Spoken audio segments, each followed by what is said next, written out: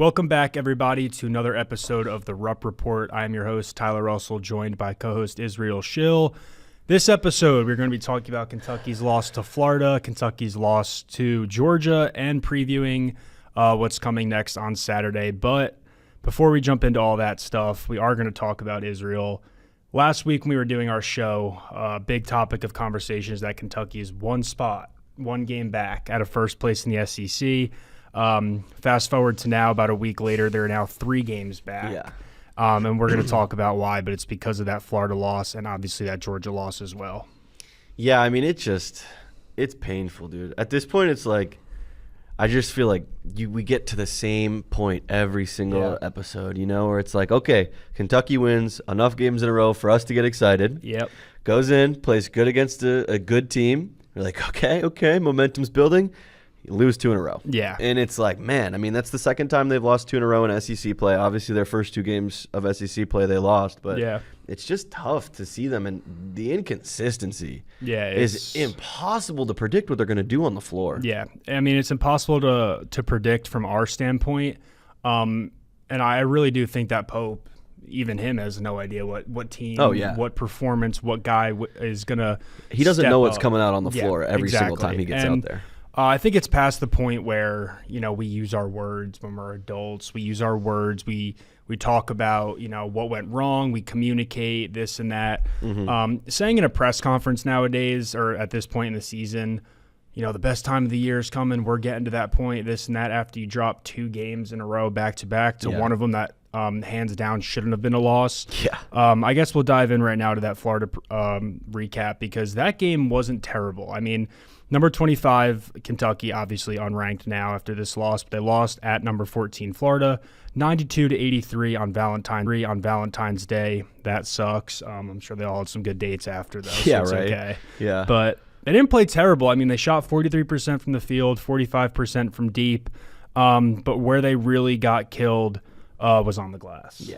That was the biggest factor there. Yeah, I mean, 45-37. Alex Condon and Ruben Chanilu had 11 boards each for Florida. Just to put it into perspective, Malachi was the leading rebounder for Kentucky in that game with 11. Nobody else had 10. One other person had 5. Yeah.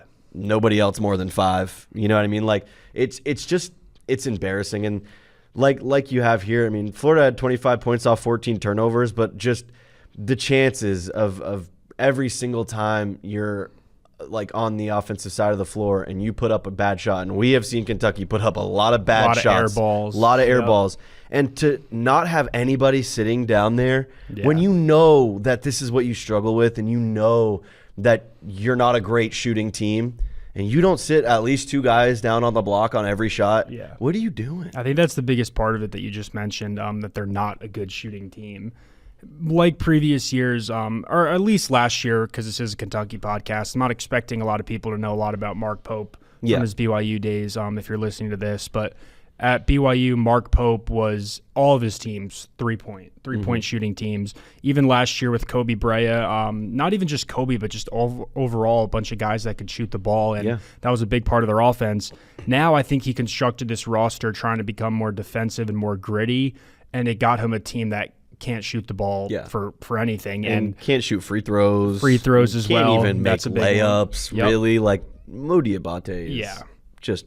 I mean, he doesn't shoot really from outside the paint. If the way I would look at it is, if you're a defender standing under the basket, you could probably give Mo a good 3 to 4 feet in front of you, and you know that he won't shoot it. Oh yeah, he needs to be directly absolutely. under. And it's like, are we serious? I mean, I get you're not a great scorer, but it's like, if guys are giving you the separation, shoot the ball, man. I mean, yeah. At that point, it's your highest percentage look a lot of the time, and it's like embarrassing for a team to just test you like that from 6 feet out, and for you to not take that shot. Yeah, no, and I think that Collin Chandler is the only person on this team that when he shoots the ball, I have not a gut feeling it's going in, but it's very much more like, okay, Collin's ripping this one, it's got a shot, instead of Denzel from the corner, where he has been so much better, light years better. But still, he's probably good for, at least not anymore, was good for at least an air ball or 2 per game. Now he's kind of finding a bit more of his rhythm. And on terms of Denzel, we will talk about that, because he did go back to Gainesville, made his return after winning the Natty with them last year. So team high 19 points. Right away you look at it, holy crap, he came back to his old home and he dominated. Yeah. He didn't really, just like I said, I thought was going to happen. Yeah. By the way, I was like, Aberdeen's going to go back and have a career game. Which I don't think he did all that. No, goodness because he went 8 for 21 from the field and 1 for 6 from deep. So he did lead the team with 19 points, but he did malfunction a good amount. And in a game that was, I guess, relatively close, 92-83, like, you know, it was closer than the score reads because there was free throws and stuff. At any point, Kentucky could have pulled ahead to get a lead. Exactly my point. And with that, I mean, 8 for 21 from the field. If he went 10 for 21, made 2 more shots, then it's plus 4 points, and then it's even, you know, totally different outcome. Yeah, absolutely. So I think that DA, his debut didn't go as well overall as a lot of people would have expected, but I think individually, 19 points is good, but still, man, he's got to get some more of those to fall. Yeah, no, 100%. I mean, DA, like we've talked about a little bit on this podcast throughout the year, has filled into the role that they asked him to be in a little bit more as the games go by, but somebody who hasn't, I mean, who has been doing great in SEC play, but just goose-egged against Florida, Otega Oweh. Yeah. I mean, just a tough performance. 4 for 14. And that one definitely stings because that's the guy that you'd expect to lead the team. So even if he just did even half of what he normally does, which I guess technically he did, but if he did a little more than half of what he normally does, then we could be having a whole different conversation right now in terms of where they are in SEC standings, rankings, overall record, and all that fun stuff. But a lot of time, too, you see like if Otega's not having a great game, he'll make himself useful, like assisting or playing great defense.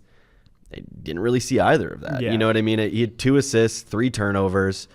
It's like, granted, he had a tough matchup. I mean, not like a really tough matchup, but his matchup played well. You know what I mean? But just seeing what he had been doing in SEC play leading up to the point, you're like, all right, if Collin scores 18 and DA scores 19 and Malachi scores 11 and Otega just drops 18, 19, just anywhere 20, like around what he normally does. Anywhere near your average. I mean, this game could be a totally different outcome. And you'd be looking at a different situation right now. But Otega plays 37 minutes and 13 points with not a lot of ball sharing and not great defense. It's tough to look at that and be like, this was great production. Yeah, no, I agree. And I think Otega is one of those players where if it's not his night, he could still have a quiet production, produce a little bit.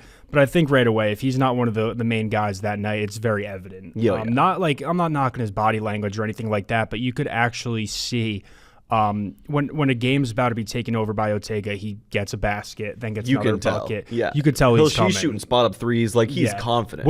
And those are better. In the beginning of the year, I was a little pissed off and did talk a lot about how dude's ripping a ton of threes when. Also, probably just because he was told that if he makes or gets his 3-point percentage up, and he's going to get a good draft pick. In the NBA, and at first, I was mad about that because why are you like? I asked him during a press conference or the media day in the beginning of the year, and I said, "You got all these goals that you have for yourself." He wouldn't share them with anyone. He told everyone that he wouldn't say it, but he had all these goals for himself.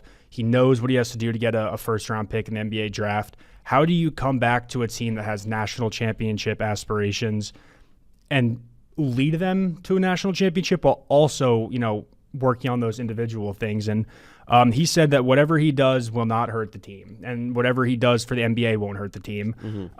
So I was a little in the beginning like, why is this dude ripping threes? But he's producing there a lot more. And I think that, you know, just down the line, down the road, and we're going to be talking a lot to you guys about this. Tournaments coming, SEC tournament, NCAA tournament. So these conversations are going to be brought up a lot more about the importance of Otega Oweh. But nonetheless, I don't think this was a terrible game from him. But I do think that if he produced a little bit more, it would have just been a totally different outcome. Yeah, 100%. And we saw that production against Georgia. But didn't see a different outcome. So I mean, no, that is true because I think everywhere else they faltered. In that, it's like you never see the starting 5 all click at the same time. No. Never. Not one game have we. I mean, I think the only exceptions maybe Arkansas. Yeah, that's the only game I could think of where everyone was clicking. I would bet my entire life that this team won't even play a tournament game. They probably won't even play an SEC tournament game the way that they played that that No. Arkansas game just No. because of all the headlines and the revenge and all that stuff. If only that could be applied, that Kentucky team, not just in terms of how efficient they were, but how motivated they were, how much they wanted to show people coming off that Vanderbilt loss as well. If that Kentucky team that played against Arkansas was the team that showed up every single night, I think that I would honestly be looking into Indianapolis. I'd be looking at hotels and all that stuff, or at least the Elite Eight. And right now, I'm not looking anywhere. Because it's like you have all the pieces, you have the amenities, you have the facilities, you have the fan base, you have every single thing you need.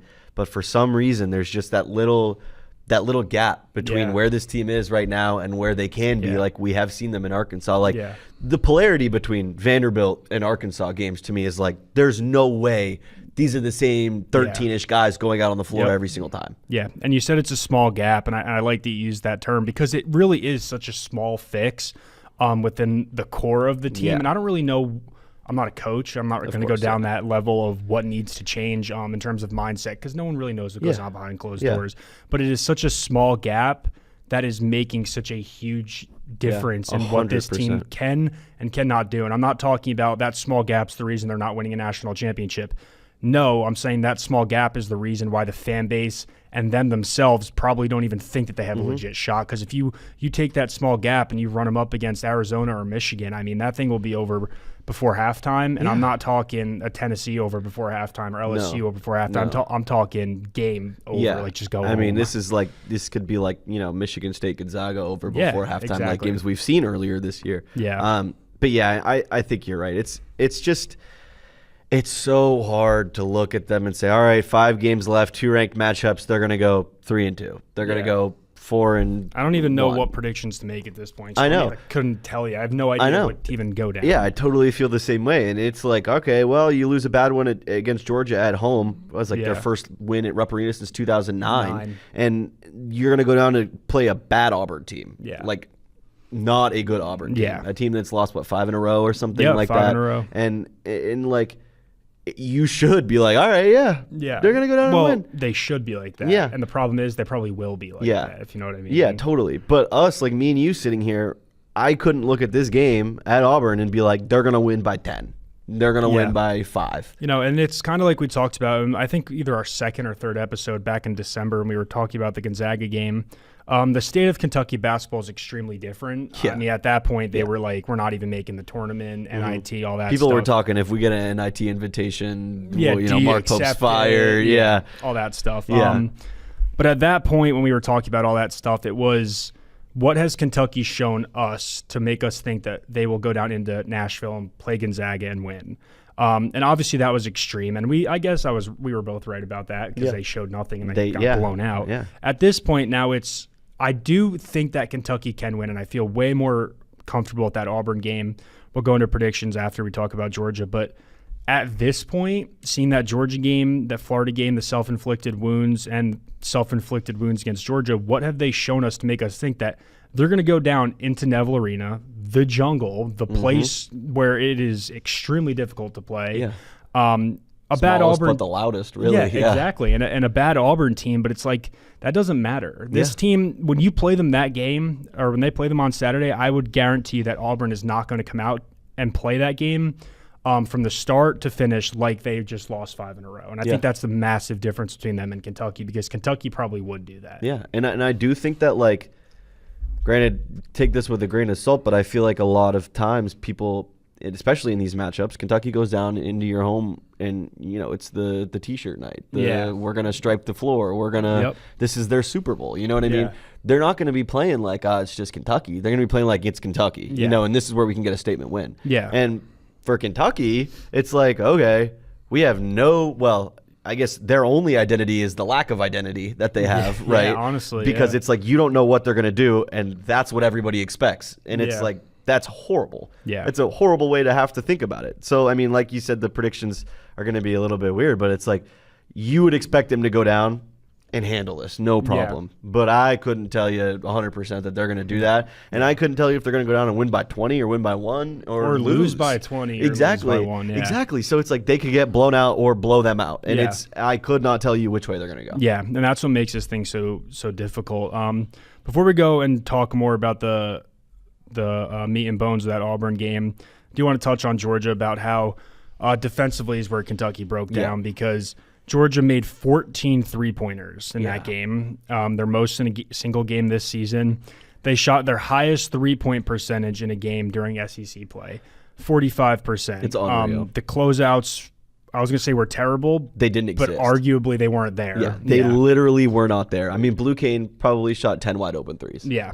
And that's not open. the guy you want to leave open. No, goodness no. I'd rather you leave Santos Surreal open from three-point line. F it. Take him. But Blue Cane, that's the only thing he's there to do. Yeah. Like, really? And Santos Surreal, Smurf Millender, Jeremiah Wilkinson, and Blue Cane all put up double digits. Yeah. I believe that, here we go. 3 Kentucky players, Collin, Chandler, Otega, Oweh, and DA, all combined for 60 points. The rest, 18. Like, what? Because all 3 of them put 60. The rest put 18, 78. How can you do that? The bench only scored 8 points. Yeah. You're not winning a game like that. No, and at the beginning of the year, we're talking depth. The name of this team is depth. They got... Again, bearing some injuries. Of course. But still, there's no excuse for that. 100%. You can't put these guys out on the floor and, you get 15 points out of these guys, you probably win that game. Yeah. I agree with that. And it's... granted, the defense... I'm positive the defense is why they lost the game. Yeah. You know what I mean? The lack of closeout, obviously, letting them score 14 3-pointers is unreal. Yep. But just even let him get that many opportunities because they missed a ton too, but they made 14. A lot of teams, I don't even think I'm gonna look. You can keep going, but I don't know if Kentucky even shot 14 threes in that game. Yeah, I mean, I'm gonna check. I'm not sure either. It didn't really seem like if they were really. I know. I mean, Collin, I know he made 6. Yeah. And other than that, I don't really think anybody else did a whole lot. They made 12. They made 12 so total? They attempted 30. Okay.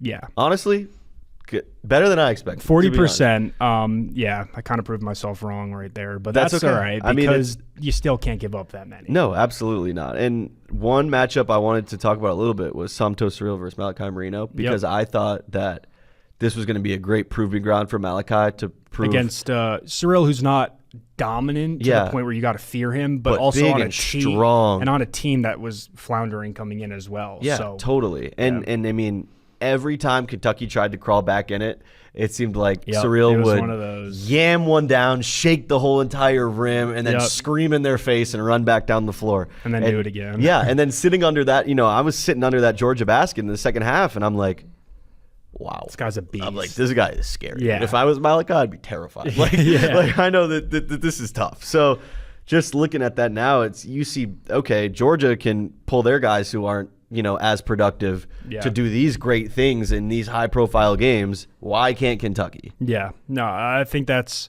the biggest question. And again, a big part of this episode and just the whole theme of everything we've been talking about is you and I, the fan base, and I would assume even Mark Pope does not know.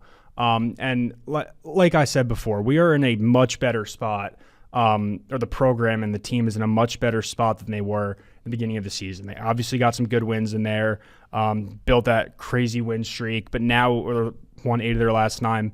But now I'm kind of fearing that they're trending back downwards, and that they peaked, quote unquote, at the very wrong time. Because you should be peaking now. They should be starting their peak, but instead they are coming down from their peak. So I think we saw them, those Tennessee and Arkansas games. Those were like, all right, man, this team is here. Like they're punching and swinging. You know what I mean? But definitely not anymore heading into Auburn. I mean, and there's just no other, way to look at it. Yeah. I mean, I don't understand how anyone could confidently feel that Kentucky is at least a Sweet 16 team at all. Yeah. Obviously, that all depends on matchups and seeding and all that. But if you put Kentucky against a team that is similar to them, I think that they would lose. The only chance that they could go deep, in my opinion, is if they play someone that is 10 times worse than them, and that's if they depend that they want to show up and try or be motivated that day. Yeah. So that's a big part of it. We're going to end, though, with the Auburn preview. So there's a big one. Saturday, 8:30 p.m. Eastern Time, the Cats head down to the Jungle. They're looking to beat Auburn, who is 14-12, 5-8 in SEC play, currently on a 5-game losing streak. Dropped 2 ranked games during that stretch, number 19 Vanderbilt, number 21 Arkansas. This is clearly, obviously, not the same Auburn team that made the Final Four last year, and a very different one under Stephen Pearl, Bruce Pearl's son. But I don't think that this game is, like we talked about before, just in Kentucky's hands. I mean, Auburn's averaging 84 points per game, which is 8th in the SEC, right in the middle.